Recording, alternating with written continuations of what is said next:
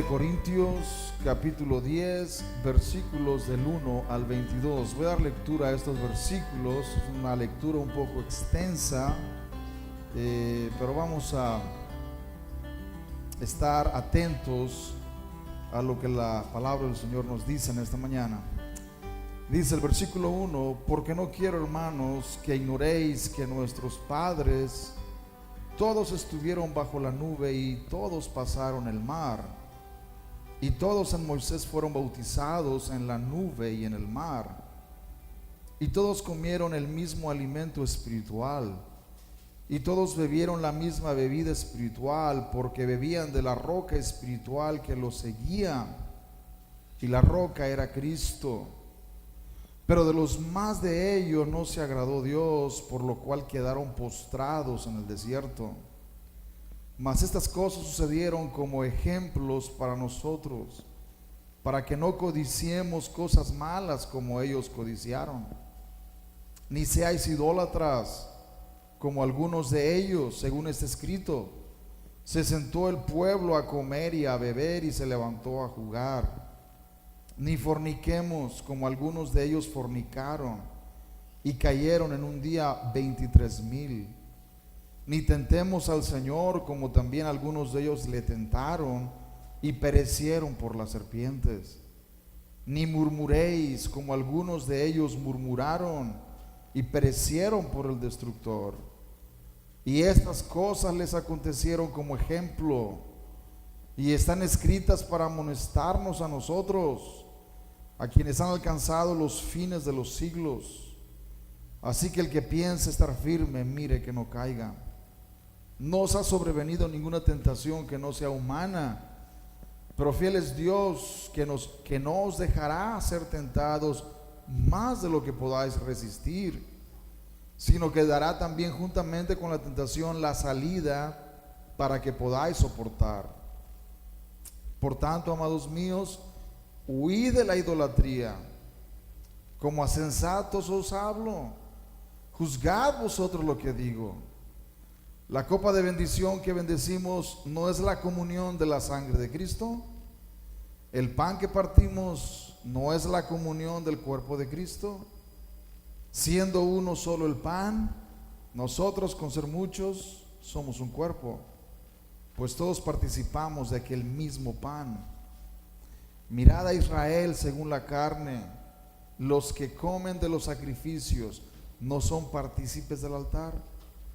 ¿Qué digo pues?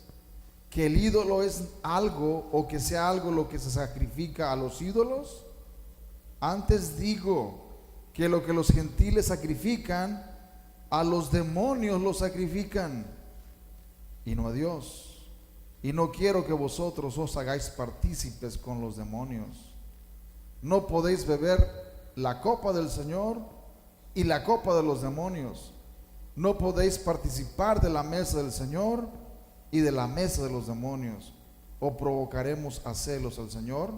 ¿Somos más fuertes que Él?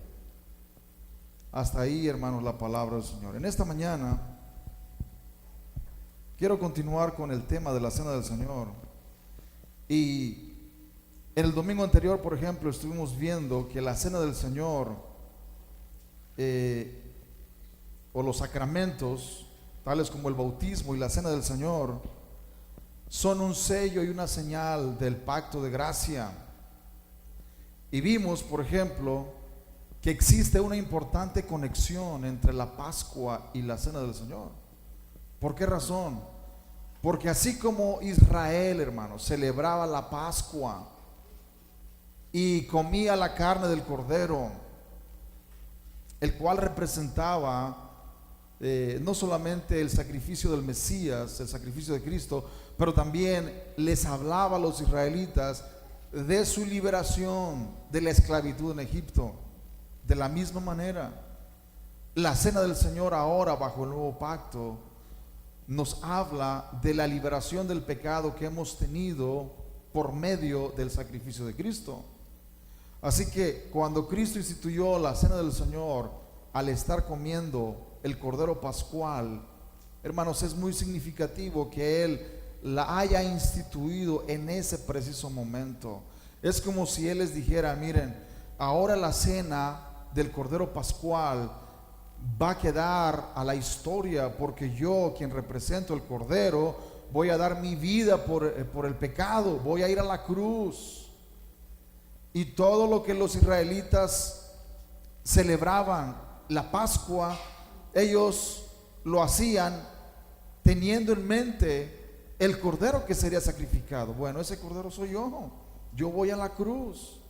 Pero ahora, como voy a la cruz y cumplo todo lo que el Antiguo Testamento habla de mí, ahora les doy una nueva ordenanza. Fíjense bien esto: ya no más van a comer la Pascua, ya no más van a comer carne de cordero. Ahora lo que van a comer es pan y vino.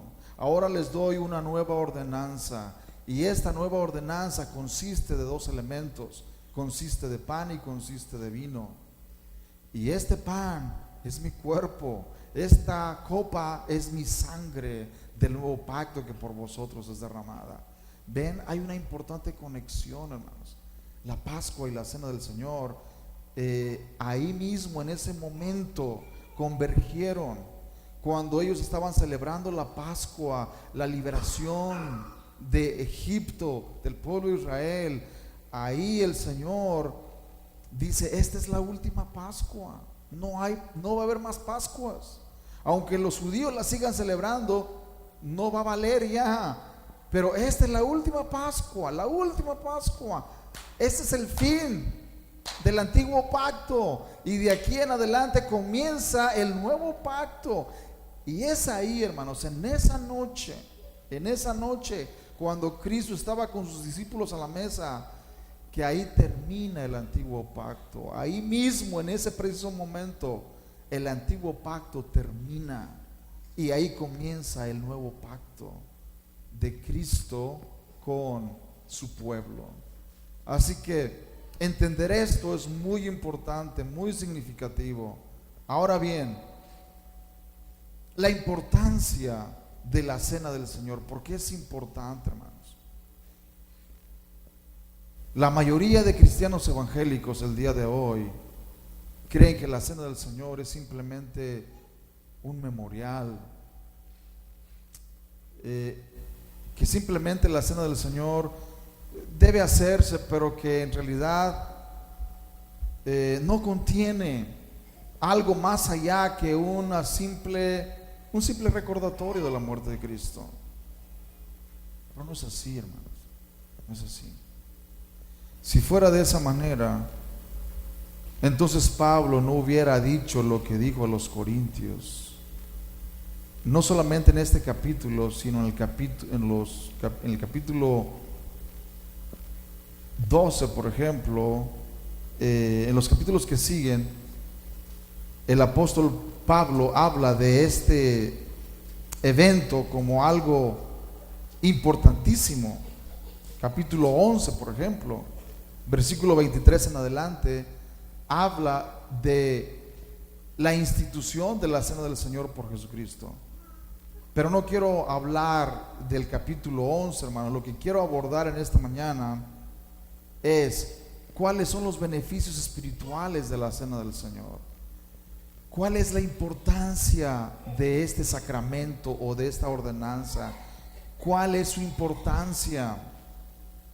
¿Por qué razón el apóstol Pablo escribió que si los corintios no tenían cuidado, hermanos, podían participar de la mesa de los demonios y recibir el castigo del Señor? ¿Por qué razón? ¿Cuál es la razón por la cual él recurre al pueblo de Israel en el desierto y dice: miren cómo el pueblo judío, el pueblo de Israel en el desierto recibieron también los sacramentos, fueron bautizados en la nube, en Moisés? Todos ellos fueron bautizados en la nube y en el mar, y todos ellos comieron el mismo alimento espiritual, y todos bebieron la misma bebida espiritual, porque bebían de la roca espiritual que los seguía, y la roca era Cristo. Pero de los más de ellos no se agradó Dios, por lo cual quedaron postrados en el desierto. Estas palabras, hermanos, son palabras de amonestación. ¿Y cuál es el contexto de lo que Pablo dice aquí?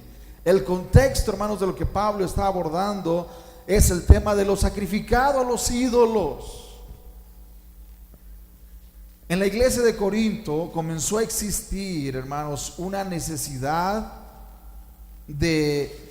o más bien una controversia. Pero había cristianos que tenían la necesidad de que Pablo hablara sobre este tema, sobre esta controversia. Había cristianos en la iglesia de Corinto que iban a comprar carne sacrificada a los ídolos, o iban a comer a lugares donde ellos sabían que antes de venderla, ese alimento había sido sacrificado a los ídolos. Y algunos de ellos estaban completamente en contra de esta práctica, pero a algunos otros no les importaba. Ellos decían: el ídolo no es nada, yo como cristiano tengo libertad para hacerlo. Y Pablo, hermano, se da cuenta de esta controversia y él escribe y comienza a abordar este tema de lo sacrificado a los ídolos desde el capítulo 8. Si ustedes leen el capítulo 8, el apóstol Pablo comienza a hablar sobre ese tema. En cuanto a lo sacrificado a los ídolos, comienza el capítulo 8 y comienza a hablar de ese tema. Lo sacrificado a los ídolos, ¿es lícito o no es lícito comer esa carne? ¿Podemos o no podemos? Y el apóstol Pablo, hermanos, inicia ese argumento diciendo: tenemos libertad como cristianos, pero también si tú abusas de esa libertad, pero haces que tu hermano débil caiga, o su fe se debilite, y haces que ese hermano, por causa de tu libertad, que quieres usar esa libertad cristiana que tú posees, y haces que él tropiece, tú eres culpable. Y él puso el ejemplo de sí mismo, de que él no usaba su libertad para no poner tropezadero a nadie, hermanos. El apóstol Pablo no quería hacer tropiezo de nadie. Pero llegando al capítulo 10, hermanos, él comienza a cambiar el tono y comienza a decir: miren, en realidad el problema que hay en ustedes o en aquellos cristianos que usan esa libertad cristiana como un pretexto, en realidad en el fondo, el fondo del problema es el autocontrol o la autodisciplina. En otras palabras, si tú no tienes el autocontrol y la autodisciplina, puede ser que llegue un momento que comiences a hacer cosas que realmente traigan el juicio de Dios sobre tu vida. Y es ahí donde comienza a hablar del pueblo de Israel en el desierto. Fíjense bien, hermanos. El pueblo de Israel en el desierto participó del bautismo, participó del alimento espiritual al participar del maná, por ejemplo, que caía del cielo. Se alimentaban con el pan del cielo, alimento que era, aunque era físico, aún así representaba a Cristo, el pan verdadero. Así que ellos fueron alimentados también. Ellos participaron de los sacramentos, de algo santo. Pero fíjense bien cómo dice el versículo 5. El versículo 4 dice: y todos bebieron la misma bebida espiritual, porque bebían de la roca espiritual que los seguía, y la roca era Cristo. Fíjense bien, hermanos, que Pablo dice que la roca que estaba con ellos y de la cual ellos bebían era Cristo. Era Cristo.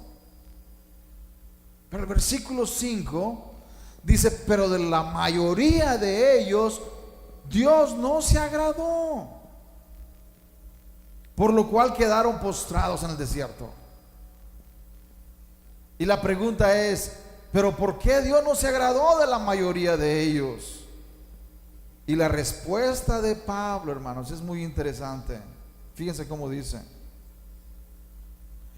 6. Mas estas cosas sucedieron como ejemplos para nosotros, para que no codiciemos cosas malas como ellos codiciaron, ni seáis idólatras como algunos de ellos.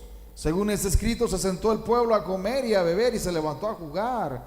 Ni forniquemos como algunos de ellos fornicaron y cayeron en un día 23,000. Ni tentemos al Señor como también ellos lo tentaron y perecieron por las serpientes. Ni murmuréis como algunos de ellos murmuraron y perecieron por el destructor. Lo que Pablo está hablando aquí, hermanos, es que aun cuando los israelitas participaban de las cosas celestiales, del alimento espiritual, de la bebida espiritual, de la roca que los seguía, la cual era Cristo, aún así la mayoría de ellos no pudieron entrar a la tierra prometida. Quedaron postrados en el desierto debido a su incredulidad, debido a su falta de disciplina, hermanos. Ese es el gran problema, la falta de disciplina. Cuando un cristiano dice, oh, hacer esto no es malo, no es malo, yo no voy a continuar haciéndolo, o es la libertad cristiana la que yo estoy ejerciendo, porque como cristianos tenemos libertad, hermanos. El problema es que esa libertad puede ser usada o convertida en libertinaje. No solamente eso, la falta de disciplina en esas cosas puede conducir a una persona a hacer lo que los corintios estaban haciendo en realidad, convirtiendo, hermanos, la libertad que ellos tenían en Cristo en libertinaje. ¿Qué hacían los corintios? Bueno, los corintios, varios de ellos decían, yo soy libre en el Señor. Libre, tú me hiciste libre. Y cantaban que eran libres en Cristo. Y debido a que supuestamente, bueno, eran libres, allá se iban al mercado, hermanos, y compraban carne sacrificada a los ídolos. Carne que había sido sacrificada a los ídolos. Y ahí comían, hermanos, esa carne delante de todos, a la vista de todos. Y pasaba un recién convertido al evangelio por ese mercado y veía al hermano Martínez o al hermano fulano de tal ahí sentado comiendo esa carne sacrificada a los ídolos. Hermanos, la reacción de ese hermano recién convertido era de espanto, era de, ¿cómo es posible? ¿No es cierto? ¿Cómo es posible que esto pueda darse? Dios me ha sacado de ahí, ¿no es cierto? Dios me ha sacado de ese lugar. Yo era un idólatra, yo andaba sacrificando a los ídolos todos los días. Hacíamos banquetes sacrificando nuestros alimentos a los ídolos y yo andaba ahí, pero Dios me sacó de ahí. A mí y a toda mi familia, Dios nos sacó de ahí. Pero ¿cómo es posible que vemos al diácono fulano de tal ahí en ese lugar comiendo carne sacrificada a los ídolos? ¿Cómo es posible eso? Hermanos, y esos recién convertidos era una piedra de tropiezo para ellos. Una piedra grande de tropiezo. Era grande la piedra de tropiezo. Pero esos creyentes, se creían muy espirituales, ¿no es cierto? Es que somos muy maduros, ¿no es cierto? Somos muy maduros. A nosotros eso no nos daña, ¿sí? No te daña a ti, pero le daña a aquel que no tiene la suficiente madurez que tú, ¿no es cierto? Tal vez a ti no te dañe eso, pero a aquel sí le está dañando.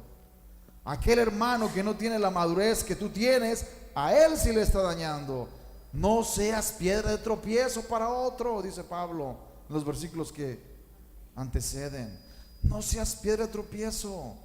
Es cierto, un ídolo no es nada, y eso no te afecta, pero está siendo piedra de tropiezo para otros. Y si eres piedra de tropiezo, ay de ti, ¿no es cierto? Porque ahí sí estás pecando, porque estás siendo piedra de tropiezo para otro hermano. Bien, hermanos, en el capítulo 10, el apóstol Pablo comienza a endurecer un poco sus palabras y comienza a mostrar que cuando los cristianos abusan de su libertad en Cristo y comienzan a hacer las cosas sin tener en cuenta al débil en la fe, o sin tener en cuenta que su testimonio o lo que ellos hacen puede ser de tropiezo para aquellos recién convertidos o recién nuevos en la fe, eso puede afectarles grandemente.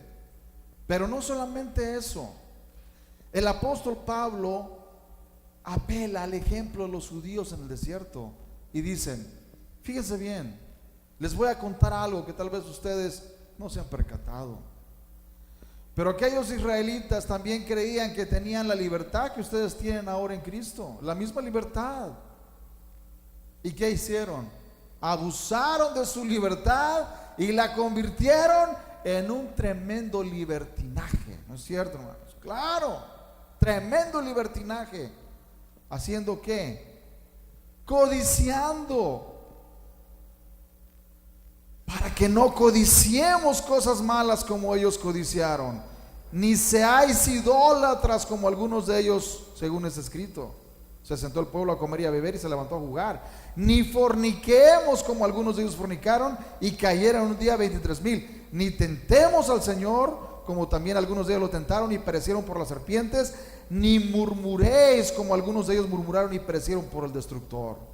Hermanos, cada una de estas cosas las practicó el pueblo de Israel, y la consecuencia de practicar esas cosas fue que Dios trajo juicio sobre ellos. Y eso es lo que estaba tratando de transmitirles el apóstol Pablo a los corintios. Y él les dijo, en otras palabras, el mensaje de Pablo a los corintios era: si Dios juzgó a los israelitas en el desierto por sus pecados y sus transgresiones, no piensen que ustedes no serán juzgados de la misma manera. Por eso dice, estas cosas se escribieron para nosotros, que hemos alcanzado los fines de los siglos. Lo que a ellos les aconteció ha quedado escrito para enseñarnos a nosotros, para que nosotros, hermanos, entendamos. Versículo 11: y estas cosas les acontecieron como ejemplo y están escritas para amonestarnos a nosotros, a quienes hemos alcanzado los fines de los siglos. Y el ejemplo de los corintios, hermanos, es un ejemplo para nosotros también en el día de hoy. Así como los corintios decían, no, yo tengo madurez, tengo suficiente libertad en Cristo, aquello yo puedo hacerlo, no hay ningún problema, no me hace daño, no me perjudica, puedo dominarlo, puedo dejarlo cuando quiera, ¿no es cierto? Así muchos cristianos se autoengañan creyendo que pueden coquetear con ciertas cosas y que no hay ningún problema, pueden abandonar aquello cuando quieran. Sin embargo, hermanos, vemos que este tipo de cosas destruye la autodisciplina y el autocontrol, y el cristiano comienza a perder el control y la disciplina, y llega un momento cuando ya no ejerce el discernimiento, y llega un momento cuando prácticamente hace lo que los corintios hacían, trayendo, hermanos, el juicio de Dios sobre sus vidas. Veamos un poquito más adelante, hermanos. Versículo 14. Por tanto, amados míos, huid de la idolatría. Como a sensatos os hablo, juzgad vosotros lo que digo. La copa de bendición que bendecimos no es la comunión de la sangre de Cristo. El pan que partimos no es la comunión del cuerpo de Cristo. Siendo uno solo el pan, nosotros, con ser muchos, somos un cuerpo, pues todos participamos de aquel mismo pan. Mirad a Israel según la carne. Los que comen de los sacrificios no son partícipes del altar. ¿Qué digo pues? ¿Que el ídolo es algo, o que sea algo lo que se sacrifica a los ídolos? Antes digo que lo que los gentiles sacrifican, a los demonios lo sacrifican, y no a Dios.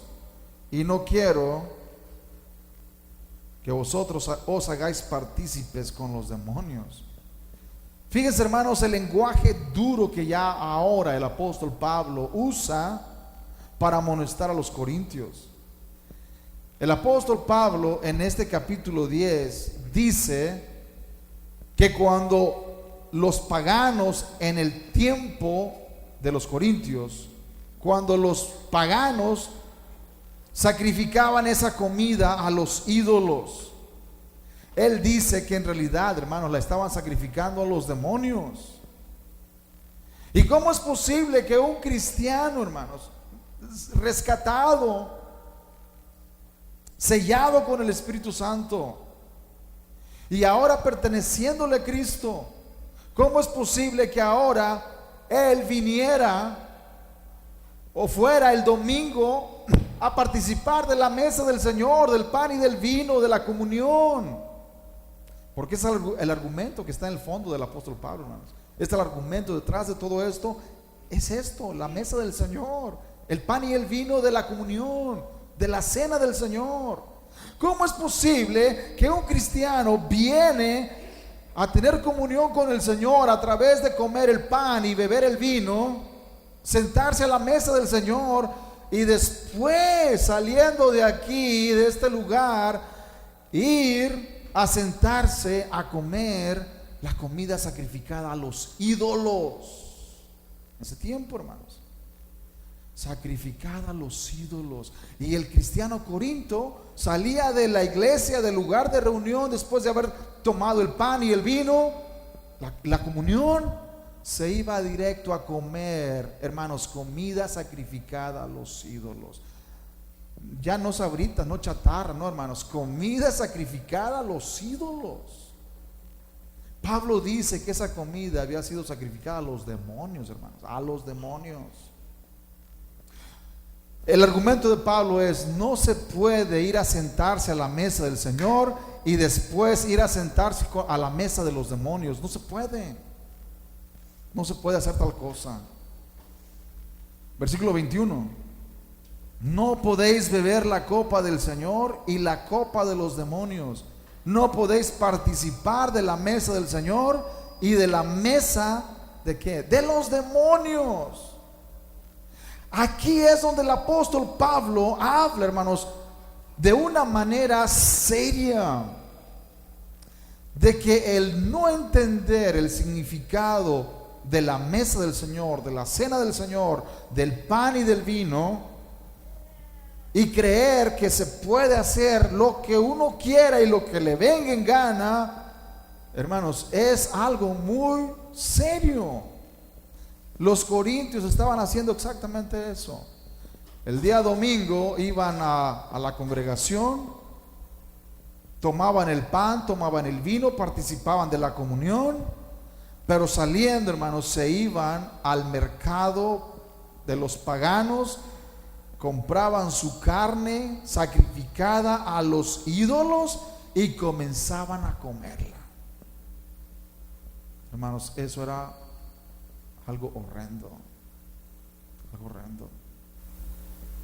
El apóstol Pablo, indignado: pero ¿qué cosa están haciendo ustedes? ¿Cómo es posible que estén haciendo eso? No pueden estar haciendo eso, no deben estar haciéndolo. ¿Quieren provocar a celos al Señor? quieren provocarlo a celos. Yo no quiero provocarlo a celos, hermano. ¿Saben por qué? Porque Israel en el desierto lo provocó a celos. ¿Y saben qué pasó? Dios destruyó a la mayoría de esas personas. Ellos lo provocaron a celos. Es como si ellos le estaban diciendo: mira, Señor, te pertenezco a ti, es cierto, hago mi pacto a través de celebrar la Pascua, de que te pertenezco, pero también participo de estas otras cosas que no son agradables delante de ti, y aún así no hay problema. Es como si nos dividiéramos, como si una parte se la entregamos a Él y otra parte se la estamos entregando, hermanos, al diablo, ¿no es cierto? Al enemigo, y lo estamos provocando a celos. Los israelitas lo provocaron a celos. ¿Somos más fuertes que Él?, pregunta Pablo. No, no somos más fuertes que Dios. No podemos provocarlo a celos, hermanos, y salir bien librados. Todos aquellos que lo provocaron a celos al Señor, que fueron idólatras, fornicarios, que tentaron al Señor, que fueron murmuradores, perecieron en el desierto. Quedaron postrados en el desierto. Ahí quedaron, hermanos. Hasta ahí llegaron ellos. No entraron a la tierra prometida. Lo que Pablo dice es: no hay diferencia. No hay ninguna diferencia. Así como ese pueblo estaba de camino rumbo a la tierra prometida, así también ustedes están de camino en este mundo rumbo a la patria celestial. Están caminando por este mundo, pero tienen que ver de qué manera están conduciéndose, de qué manera. No pueden conducirse de la manera que lo están haciendo, porque lo que ustedes están haciendo es participar de la mesa del Señor y participar de la mesa de los demonios. No puede hacerse tal cosa. No pueden hacer tal cosa. Bien, hermanos, en esta mañana, como conclusión,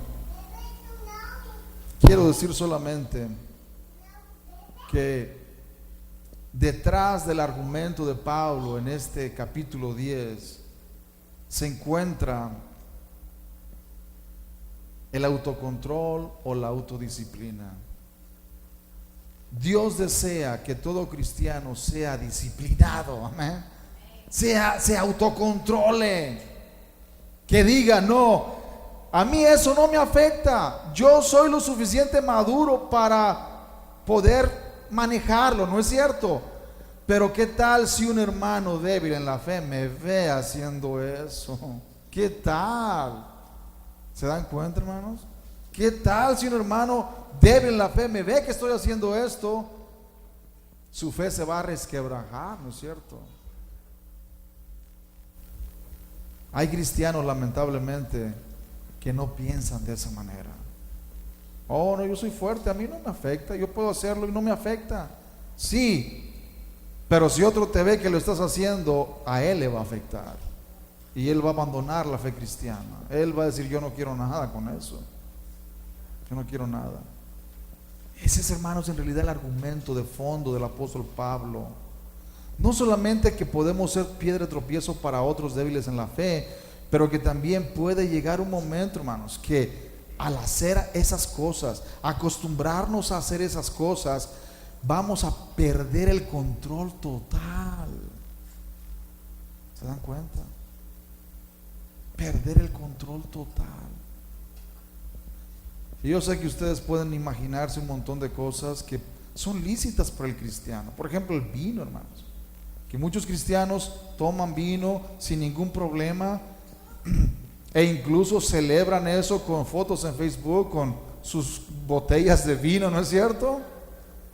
Pastores mostrando su habanero, su cigarro y su vino, su botella de vino. Yo no me escandalizo de eso, hermanos, y no estoy en contra de el tomar en sí. Así como Pablo no estaba en contra de comer carne sacrificada a los ídolos en sí, no. El argumento es más fuerte que eso. Es el autocontrol, es la autodisciplina.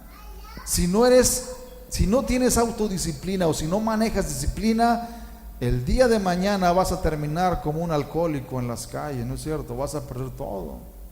Vas a perder tu casa, vas a perder tu familia, vas a perder todo. Así terminan muchas personas. Esa es la consecuencia, hermanos, de no entender que la vida cristiana es una vida de examinarnos a nosotros mismos y como decía el apóstol Pablo, golpear nuestro cuerpo y ponerlo en servidumbre, no sea que habiendo sido heraldos para otros, ahora vengamos a ser eliminados.